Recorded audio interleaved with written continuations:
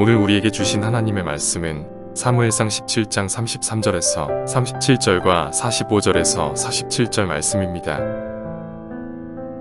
사울이 다윗에게 이르되 내가 가서 저 블레셋 사람과 싸울 수 없으리니 너는 소년이요 그는 어려서부터 용사임이니라.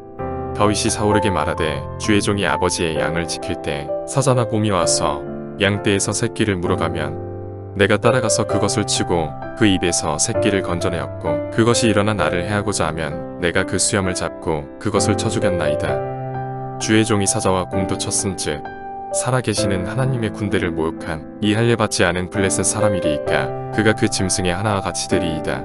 또 다윗이 이르되 여호와께서 나를 사자의 발톱과 곰의 발톱에서 건져내셨은즉 나를 이 블레셋 사람의 손에서도 건져내시리이다. 사울이 다윗에게 이르되 가라, 여호와께서 너와 함께 계시기를 원하노라. 다윗이 블레셋 사람에게 이르되 너는 칼과 창과 단창으로 내게 나아오거니와 나는 만군의 여호와의 이름 곧 내가 모욕하는 이스라엘 군대의 하나님의 이름으로 내게 나아가노라. 오늘 여호와께서 너를 내 손에 넘기시리니 내가 너를 쳐서 내 목을 베고 블레셋 군대의 시체를 오를 공중의 새와 땅의 들짐승에게 주어 온 땅으로 이스라엘의 하나님이 계신 줄 알게 하겠고 또 여호와의 구원하심이 칼과 창에 있지 아니함을 이 무리에게 알게 하리라. 전쟁은 여호와께 속한 것인즉 그가 너희를 우리 손에 넘기시리라.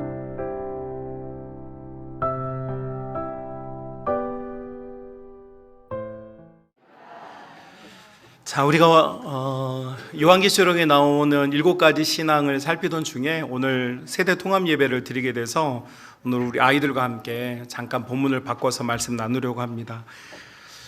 설교 제목은 두 가지를 꼭 가져라 라고 하는 제목인데요. 따라해 볼까요? 두 가지를 꼭 가져라.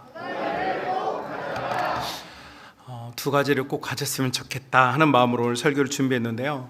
여러분, 오늘 본문의 이야기는 여러분에게 익숙한 이야기입니다. 블레셋과 이스라엘이라는 두 나라는 오랫동안 다투어왔던 아주 경쟁하는, 그리고 끊임없이 싸울 수밖에 없었던 나라였습니다. 그런데 오늘 본문에 보니까 사무엘상 17장에 보니까 블레셋과 이스라엘 군대가 이제 국가적인 전면전을 하게 되었습니다. 하지만 이 전면전이 쉽게 끝나지 않고 고착화되었는데 이유는 간단했습니다.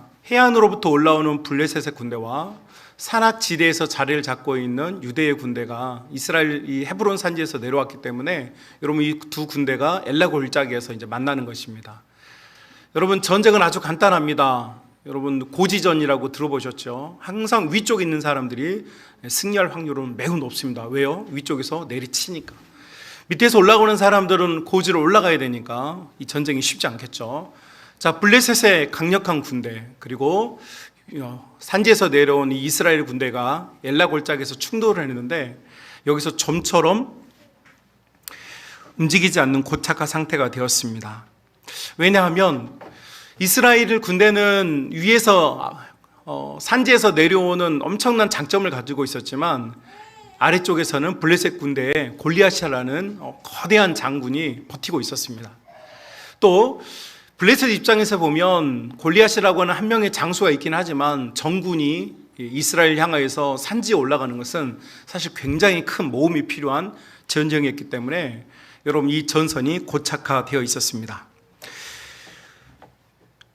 여러분, 우리 하나님 나라의 자녀들도 이런 영적인 혹은 삶의 고착화에 빠진 것을 자주 경험하게 됩니다. 분명히 믿음과 은혜와 사랑, 예수님을 믿는다는 어떤 확신이 있음에도 불구하고 우리를 상대하는 세력 앞에서 고착화돼서 더 이상 진전되지 않거나 발전되지 않거나 멈춰버리는 현상들이 우리의 삶과 인생에 나타나는 것을 볼 수 있게 됩니다.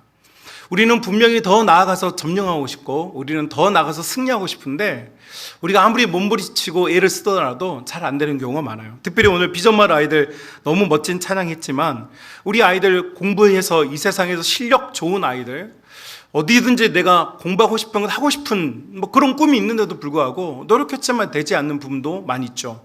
고착화가 이루어진 것입니다. 또 우리 사랑하는 성도님들도 더 나은 삶 혹은 더 많은 나누어지는 삶을 위해서 기도하고 노력했지만 어떤 상황부터는 고착화되어서 더 이상 진전을 보이지 않는 분명히 모습도 있었을 것입니다. 자, 이런 고착화에 빠져 있는 상태에 있는 하나님의 자녀들을 이 고착화를 깨트릴 수 있는 어떤 한 사람을 하나님께서 등장시켜서 우리에게 보여줍니다. 이것은 이 고착화는 이스라엘 백성만 맞닥뜨리는 것이 아니라 오늘날 우리 모든 성도들이 항상 이 고착화의 문제에 빠져버리는데 이것을 깨트릴 수 있는 한 방법을 우리에게 보여주고 있다는 것이죠.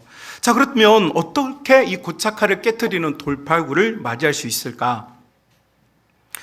여러분, 고착화 함정에 빠진 한 사람이 등장하는데 그 사람의 이름은 바로 다윗입니다. 이 사람은 아직 전쟁에 참여할 나이 20세가 되지 못했기 때문에 이 전쟁터에는 원래는 없었습니다.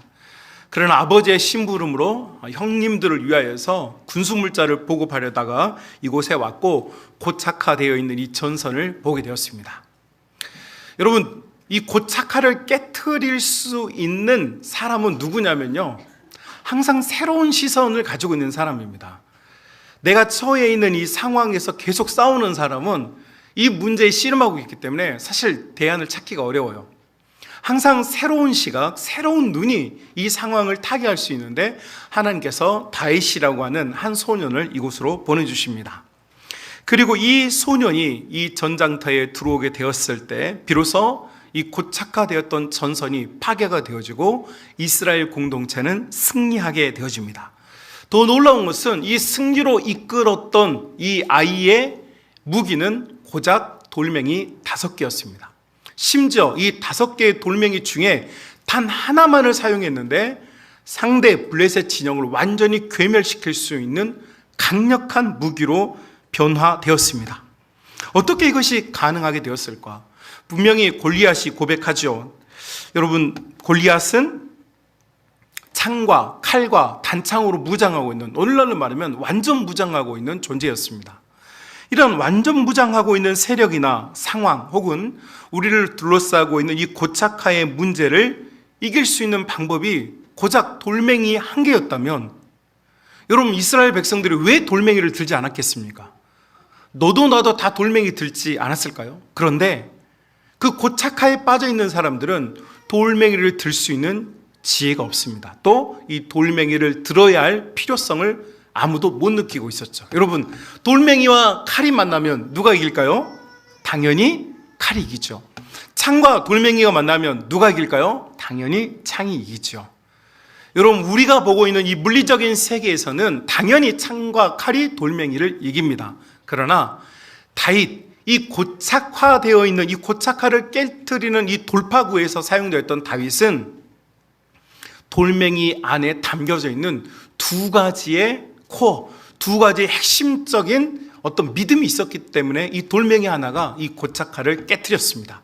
자, 우리 사랑하는 성만 가족 여러분, 우리 성만의 아이들 여러분, 성만의 우리 청소년 여러분, 여러분의 삶에 여러분 손에 아무것도 아니 세상에 너무 흔해 빠져서 아무도 돌보지 않은 돌멩이 하나가 여러분의 인생을 바꿀 수 있습니다. 여러분, 이 돌멩이에 어떤 의미가 있는지 살펴보고 여러분 손에 오늘 다 돌멩이를 쥐어 들고 이 세상을 향하여 뛰쳐나갈 수 있는 하나님 자녀들이 다 될 수 있기를 주님의 이름으로 축복합니다. 자, 다윗이 들었던 이 돌멩이 안에는 두 가지의 강력한 내면의 강력함이 있었습니다. 그 첫 번째 강력함은 여러분 17장 37절에 다윗이 이런 이야기합니다.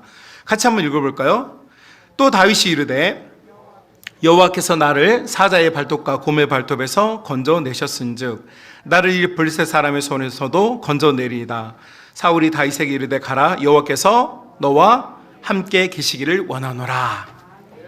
자,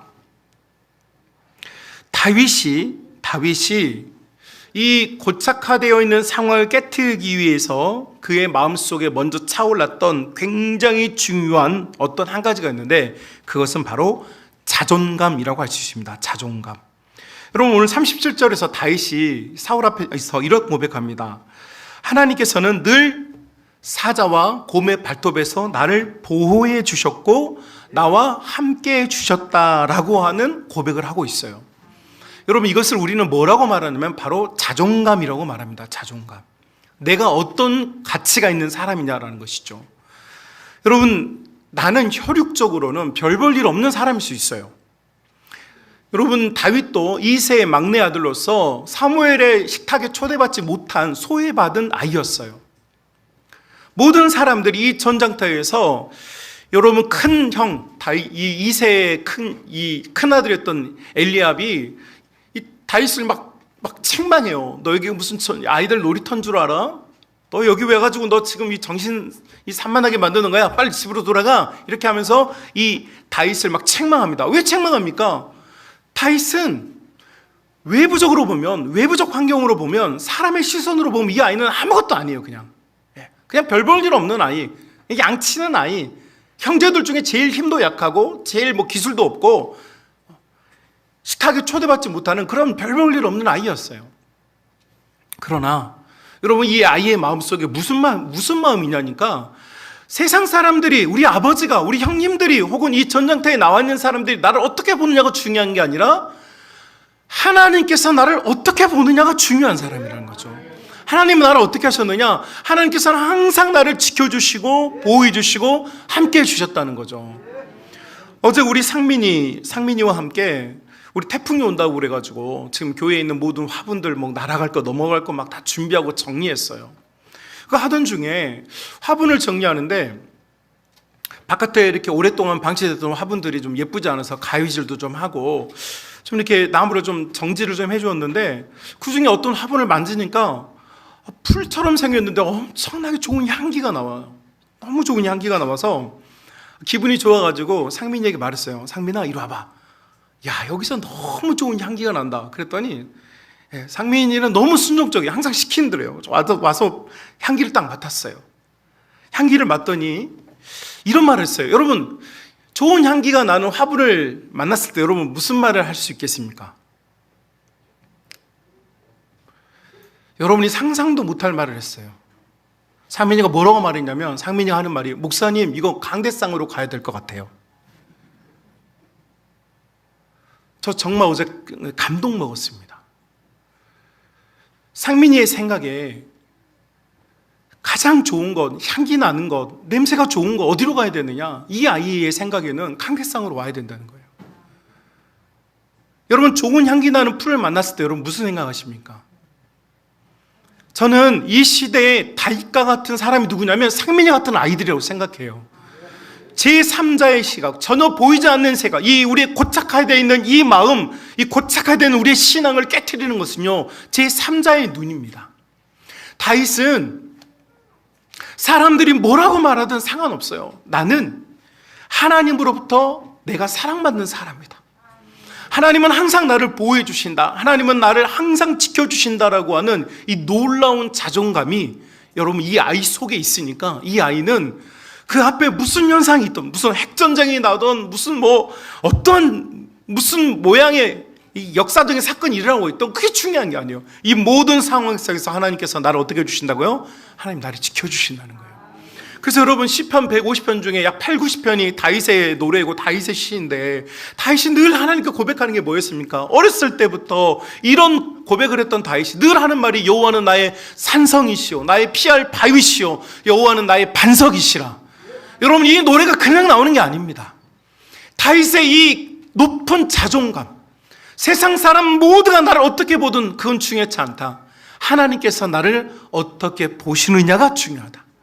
하나님이 나를 사랑하시고 하나님께서 나를 돌아보시면 여러분 모든 것이 하나님의 능력과 은혜 속에서 움직여지고 도와주시는 줄로 믿습니다.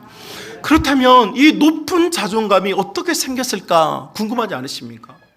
여러분, 자존감이라는 건요 쉽게 형성되지 않습니다. 제가 세계관 학교하면서 우리 아이들 만나서 그림도 그려보고 아이들 발표하는 것도 지켜보면, 어떤 아이들은 밑도 끝도 없는 자존감이 높은 아이들이 있고, 어떤 아이들은 굉장히 잘 자란 것 같은데 자존감이 너무 없는 아이들이 있어요. 자존감이라는 것은 여러분 사람이 외부적으로 트레이닝 시켜줘서 생기지 않습니다. 이것은 내면의 변화이기 때문에 그 아이가 세상을 어떻게 볼 것인지, 내가 신앙인이 믿는 자가 내가 이 상황을 어떻게 받아들이실 건지를 늘 트레이닝 해야만 이게 발전하는 것이 자존감인데, 이 자존감이 발전된 방식에 대해서 다윗이 후세의 우리를 위하여서 이야기를 해줬어요. 나의 자존감은 이렇게 형성되었다. 어떻게 형성되었느냐? 여러분 본문에 보실까요? 34절 35절 보십시오. 34절, 35절. 같이 읽어볼까요? 시작. 다윗이 사울에게 말하되 주의 종이 아버지의 양을 지킬 때에 사자나 곰이 와서 양 떼에서 새끼를 물어가면 내가 따라가 그것을 치고 그 입에서 새끼를 건져내었고 그것이 일어나 나를 해하고자 하면 내가 그 수염을 잡고 그것을 쳐 죽였나이다. 아멘. 자, 다윗의 이 높은 자존감은 어디서 왔느냐? 지금 이 단 한 번의 스퍼트, 갑자기 급작스러운 용기가 급발진해서 지금 싸우러 나가는 게 아니에요. 다윗은 그가 아직 세상 사람들이 별 볼 일 없다고 말하고 사무엘의 식탁에 초대를 받지 못하고 형도 무시하고 아빠도 무시했지만 이 아이는 목동 시절부터 뭘 했느냐? 바로 사자와 곰들과 늘 싸워왔다는 거죠. 그리고 그 사자와 곰들로부터 이겼다는 거예요. 여러분, 매일매일의 삶 속에서 작은 승리를 계속해서 다윗은 공급받았고 작은 승리가 그의 높은 자존감을 형성하는 중요한 계기가 되었어요. 여러분, 늘 안 되는 사람이 자존감이 높으냐? 그럴 수가 없어요, 여러분. 그건 여러분 참 죄송한 표현입니다만 이게 병원에 가야 됩니다. 늘 안 되는데 자존감이 높다? 그럼 병원에서 치료받아야 돼요. 여러분, 자존감이 높은 유일한 방법은요, 매일의 삶 속에서 승리해야만 자존감이 높아집니다. 오늘 여러분 사랑하는 이 믿음의 가족들이 믿음의 세계에서 제가 보는 게 안타까운 게 뭐냐면 다음 주일에 가서 예배 드리고 다음 주일에 가서 기도하고 다음 주일에 가서 성경 읽는다는 생각이에요. 오늘 못했는데 내일 될까? 내일이 또 된 오늘 못했는데 또 내일 될까요? 여러분, 매일매일 승리가 없는 사람은 일주일 후에도 한 달 후에도 1년 후에도 승리가 없어요. 그런 사람은요, 자존감이 자랄 수가 없어요. 자존감은 어디서 오느냐? 매일의 삶에서 승리해야 와요. 오늘 내가 하나님 백성답게 살고 싶다 그러면요, 오늘 말씀을 읽는 거예요. 오늘 기도를 드리는 거예요. 오늘 내가 한번 승리하고 나면요, 내일도 자신이 생겨요. 그 자신감이 쌓이면요, 우리 내면 안에 엄청난 자존감이 형성이 돼요. 그런데 오늘 또 안 됐어. 하루가 지났어. 새로운 오늘이 됐어. 오늘 오면 돼요? 안 돼요. 저는 많은 그리스도인들이 여기서 실패하는 걸 봐요. 특별히 청소년들. 저는 10시 반까지 제가 자랐던 지역은 비평준화 지역이 있습니다. 광주는 이미 평준화 지역이었고요. 비평준화 지역은 중학교 때 고등학교를 시험 봐서 가는, 자기 성적에 맞춰서 고등학교를 진학하는, 지금처럼 이렇게 뺑뺑이가 아니라. 그러니까 중학생 때부터 공부를 죽어라고 해야 고등학교도 수준별로 레벨별로 찾아갈 수 있었어요. 그러니까 중학생 때부터 공부를 정말 열심히 시켜요. 학교에서 열심히 공부를 해서 고등학교를 갔고, 고등학교 가니까 야자까지 하니까 야자 끝나면 10시 반, 저희 마지막 집에 가는 버스가 11시에 끝나는데, 끝나고 나서 뭐 하느냐, 그때 당시 저희 학교에 목회자가 꾸민 사람들이 커뮤니티가 있었어요. 저희 모임이 있었어요. 그래서 야자 끝나고 나면 모여서 같이 저희 3학년 2반 교실에서 같이 기도회를 했어요. 왜 기도회를 했는지 아십니까? 저희가 막상 고3이 되고 보니까 마음이 자꾸 흔들려요. 돈 벌러 가고 싶어요. 돈 벌 수 있는 과로 가고 싶어요. 돈을 잘 벌 수 있는 진로로 마음이 자꾸 가요. 신학, 목회자, 목사. 그러니까 막 자꾸 고3이 되니까, 그 전까지만 해도 막 다들 난 좋은 목회자가 되겠어 막 꿈을 가졌지만, 막상 진로가 결정되는 고3이 되니까 마음이 너무 흔들려요. 그래서 그때 저희가 마음을 모았어요. 야, 우리 그러지 말고 우리 기도하자. 기도해. 우리는 마음이 계속 바뀌어. 그리고 매월 시험을 보는데 매월 평가를 볼 때마다 점수가 오르기도 하고 내려가기도 하니까 마음이 막 난도질을 당하는 거예요. 이 점수면 되냐 안 되냐, 이 점수면 되냐 안 되냐, 이 점수면 될까 말까, 막 늘 마음이 불안해요. 그래서 우리가 한 것이 기도하는 것이었어요. 야, 우리 여기서 기도하자. 그래서 5명이 같이 기도를 했어요. 같이 기도하고 하나님, 우리 흔들리는 마음을 붙잡아 달라고 기도했어요. 여러분, 그 매일 잠깐이었지만 함께 기도하고, 집에 돌아오면 집에 먼저 가지 않고 교회 예배당에 들려서 11시 반에 도착하는데 예배당에 들려서 거기서 10분이라도 기도하고 집에 돌아갔어요. 작은 것에서 승리하면요, 그 사람은요 반드시 자존감이 강해집니다. 우리 사랑하는 청소년 여러분, 비전마을 여러분, 내가 언젠가 훌륭한 사람이 되겠다? 세상에 그런 일이 일어나지 않아요. 우리 꿈마을 아이들 언젠가 내가 멋진 사람이 될 거야? 세상에 그런 일이 일어나잖아요. 내가 오늘 승리하고 내가 오늘 이겨야만 내일 또 이겨지는 거고 내일 또 이겨져야 우리의 미래가 이겨지는 거예요. 다윗이 가졌던 이 자존감은요, 과거로부터 왔어요. 과거에 그는 사자와 곰과 자꾸 싸웠고 그 사자와 곰에게서 자기의 양떼를 지키기 위해서 부단한 노력을 했고 실력을 쌓았어요. 공부 아무것도 하지 않은 친구들이 나중에 잘 되는 일 없어요. 오늘 최선을 다해서 눈에서 피가 나올 만큼 영어 단어를 외우고 수학 문제를 풀고 여러분이 하나님이 주신 이 환경 안에서 최선을 다해야 해요. 여러분이 만약 지금 아프리카의 콩고나 여러분 나이지리아 같은 태어났으면 지금 아마 여러분은 이미 큰 아이를 다 출산하였을 거고 지금 TV에 이런 남자아이들 창 들고 막 나와가지고 내셔널 지오그래픽 같은데 그런 데 나왔을 거예요. 그런데 하나님께서 여러분에게 복을 주사 그런 나라에 태어나지 않고 교육이 훌륭한 나라에, 교육을 할 수 있는 나라에, 교육 환경이 되어진 나라에 여러분 태어나게 하셨어요. 여러분, 그러니까 여러분 지금 뭘 해야 돼요?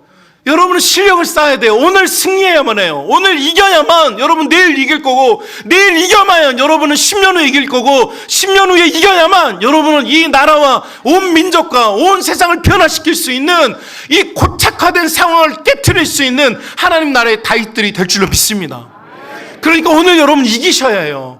오늘 돌아가서 아무것도 하지 않으면 아무 필요 없어요. 여러분 믿음의 가족들이요, 성도들이요, 오늘 은혜 받고 돌아가서 아무것도 하지 않으면요 아무런 변화가 없습니다. 오늘 은혜 받고 돌아가서 오늘 성경을 읽어야 하고 오늘 기도를 해야 합니다. 오늘 승리하면 내일 또 승리할 걸고요, 일주일 후에도 승리할 것입니다. 그 승리가 여러분의 삶에 지금 고착화되어 있는 환경을 바꾸어 놓을 것입니다. 여러분의 내면 안에 하나님께서 주신 이 놀라운 자존감이 회복될 수 있기를 주님의 이름으로 축복합니다. 두 번째는 여러분 이 다윗 안에 자존감뿐만 아니라 무엇이 있었느냐, 바로 자신감이라는 것이 있었습니다. 여러분 47절 한번 보실까요? 47절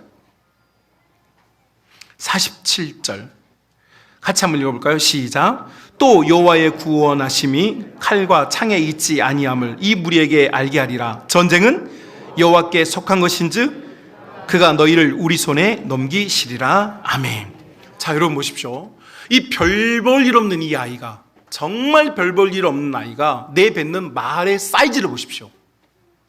여러분 사람은요, 그 사람이 어떤 말을 하느냐, 그 말의 사이즈가 그 사람이거든요. 여러분 늘 석학들이 하는 무슨 얘기 하냐니까, 사람이 어떤 질문을 하느냐가 그 사람이래요. 어떤 질문을 하고 사느냐가 그 사람의 수준이래요. 여러분 그 사람의 말의 사이즈가 그 사람의 꿈의 사이즈고, 그 사람의 말의 사이즈가 그 사람의 비전의 사이즈고, 그 사람의 말의 사이즈가 믿음의 사이즈입니다. 다윗은 오늘 본문을 보면 엄청난 자신감이 있어요. 어떤 자신감이냐, 전쟁은 누구에게 속했다고요? 하나님께. 골리앗이 1명이건 2명이건 10명이건 1000명이건 상관없다. 골리앗이 얼마나 많으냐가 문제가 아니라 이 전쟁의 주도권이 하나님께 있다는 것이 중요하다. 내 삶에 우리에겐 정말로 많은 경쟁자들이 있어요. 우리 아이들이 사는 인생에는 정말로 많은 경쟁자들이 있어요. 대학을 진학하기 위해서, 취업을 하기 위해서 여러분이 삶의 현장을 찾아가다 보면 정말로 많은 경쟁자들이 있어요. 그들이 노력하지 않은 경쟁자들이 아니에요. 지금도 서울 신림동에 가면 서울에 있는 명문대학을 다 나오고서도 여러분 관료들이 되겠다고, 공무원이 되겠다고, 공사에 들어가겠다고 지금 줄 서서 공부를 하고 있어요. 하루에 잠을 3시간 4시간 자면서 눈을 쥐어 뜯으면서 공부를 하고 있어요. 여러분, 온 세상이 서로를 이기기 위해서 다 경쟁을 하고 있어요. 골리앗들이 넘쳐나요. 나보다 다 실력이 뛰어나요. 나보다 점수가 다 높아요. 나보다 운동도 더 잘해요. 나보다 지능도 더 발달되어 있고, 나보다 성품도 좋고, 나보다 인격도 더 발달되어 있어요. 여러분 우리는 그들과 경쟁하고 있어요. 나의 골리앗들과 경쟁하고 있다고요. 고착화된 나의 삶과 경쟁하고 있어요. 그럴 때 다윗이 가졌던 것은 저 사람보다 내가 우월해져야 된다는 생각이 아니에요. 여러분 우리는 정말 미련하게도 내가 저 사람보다 우월하면 내가 이길 수 있다는 생각에 빠져요. 여러분 우리의 삶은, 전쟁은 우리 하나님께 속한 것일 줄 믿습니다. 여러분 우리의 인생은요, 내가 얼마나 노력했느냐의 노력의 여호와에 따른 것이 아니라 하나님께서 나를 얼마나 붙잡아 주느냐에 따라 달라지는 거예요. 하나님께서 나를 얼마나 불쌍히 여겨주느냐에 따라 달라지는 거예요. 여러분 이런 이야기가 여러분에게 되게 웃기게 들릴 수도 있어요. 제가 우리 성만교회 부임한 이후로 늘 태풍이 다가올 때마다 뭐 했습니까? 여러분은 아무것도 안 했어요. 여러분은 하우스 가서 막 이게 묻고 막 물고랑 빼고. 근데 여러분 큰 비가 오고 뭐 여러분 태풍이 안 온 것도 아니잖아요. 그럴 때마다 여러분은 다 놀고 여러분 가서 하우스 돌볼 때 저는 이 강대상에서 태풍 오는 날 전날 밤에 여기서 철야기도 있어요. 뭐 하라고요? 하나님 우리 교회 성도들의 가정을 불쌍히 여겨주시고 그렇지 않아도 힘든 인생에 고난이 덮치지 않도록 도와주시고 하나님 할 수만 있다면 하나님 이 가정들을 돌아봐 주옵소서. 태풍 때문에 지금까지 손해본 사람 손. 우리 교회 가정 중에 없어요. 여러분 이런 설교 들으면요 다른 사람 다 욕해요. 저 목사가 미쳤나 보다고.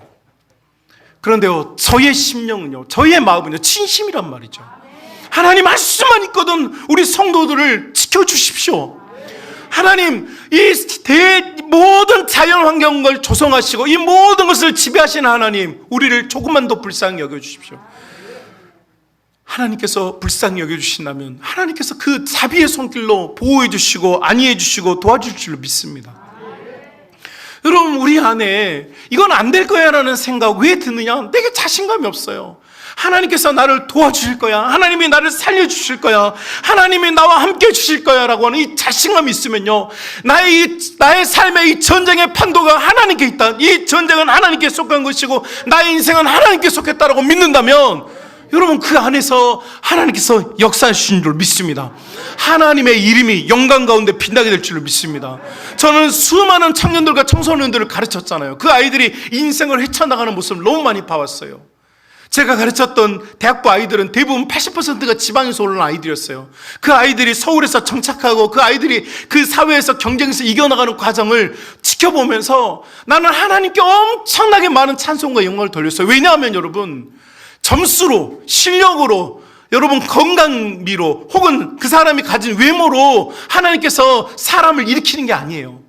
하나님께 얼마나 의지하느냐, 하나님을 얼마나 바라보느냐, 하나님을 얼마나 믿느냐, 하나님께 얼마나 소망을 두느냐에 따라서 하나님께서 그 아이들을 지켜주셨고 함께 해주셨고 일으켜주셨고 살려주셨고 길을 열어주신 줄로 믿습니다.